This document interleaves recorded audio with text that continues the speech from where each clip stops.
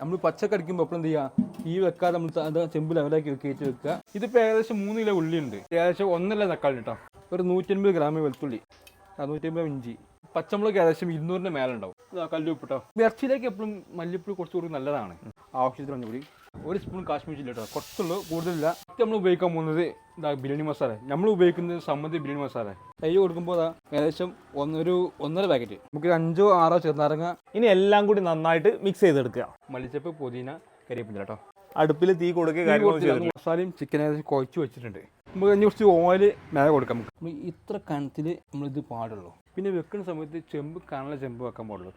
ഇതുവരെ മസാലയോ ചിക്കനോ വേവിക്കോ കാര്യങ്ങളോ ഒന്നും ചെയ്തിട്ടില്ല. അടിയിൽ കണ്ടില്ലേ ചിരട്ട അങ്ങനെ തന്നെ എടുക്കുന്നുണ്ട്. സവാള പൊരിച്ചുണ്ട്, അണ്ടിപ്പരിപ്പുണ്ട്, മുന്തിയുണ്ട്. എല്ലാം കൂടി ഒന്ന് വറുത്തത് കറിവേപ്പിലും കൂട്ടിയിട്ട് ഒരു ലെയറായിട്ട് ടോപ്പിൽ അങ്ങോട്ട് കൊടുക്കുകയാണ്. കുറച്ച് സമ്മതി ബിരിയാണി മസാല കേട്ടോ. ഇനി മൊത്തം റൈസ് അങ്ങോട്ട് ഊറ്റിയിട്ട് കൊടുക്കുക. നേരെ മുകളിൽ അങ്ങോട്ട് ഫില്ല് ചെയ്ത് കൊടുത്താൽ മതി.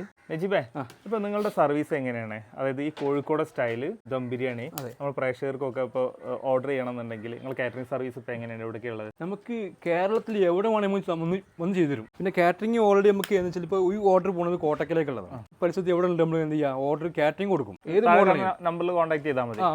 ഈ കോഴിക്കോട് സ്റ്റൈൽ ബിരിയാണി തന്നെ വെച്ച് കൊടുക്കാം, എവിടെ വേണമെങ്കിൽ വെച്ച് കൊടുക്കാം. അപ്പോൾ ഓരോ സ്ഥലത്ത് പോകുമ്പോൾ നമുക്ക് ഇന്ന റൈസ് അവിടെ കിട്ടണം, ഇന്ന മീറ്റ് അവിടെ കിട്ടണം, അത് പാർട്ടി ചെയ്താൽ പറഞ്ഞത് അത് നമ്മൾ ഏത് മോഡലാണ് നമ്മൾ ചെയ്ത് കൊടുക്കും, കുഴപ്പമില്ല. സവാള വറുത്തെടുത്ത ഓയിൽ റൈസിലേക്ക് അങ്ങോട്ട് കൊടുക്കുക. സൈഡിലൊക്കെ മൈദമാവ് ഒട്ടിച്ചു കൊടുക്കുക. എല്ലാം വെച്ചിട്ട് നിങ്ങൾ അമർത്തുക.